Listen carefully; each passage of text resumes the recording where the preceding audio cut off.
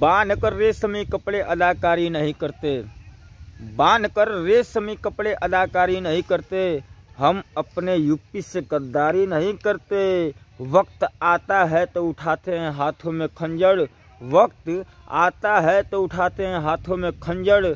ऐसे ऐसे जेलधारियों से हम लड़ने की तैयारी नहीं करते, समझ गए। सबका के देत बाणे दू बेर रसनवा, सबके हु खुश बा योगी जी के करनवा।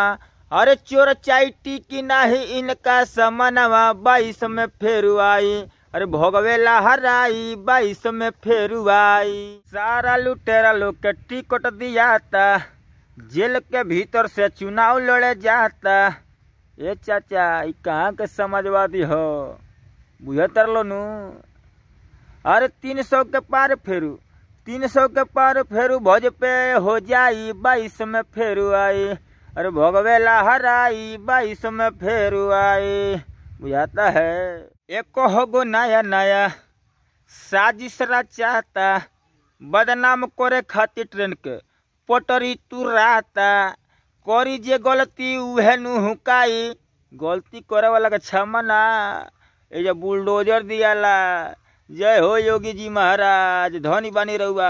आ रहल बानी फिर 2022 में। करी जे गलती अरे उहे नु हुकाई, 22 में फेरू आई। अरे भोगवे लहराई 22 में फेरू आई। जय हो योगी जी महाराज, जय हो।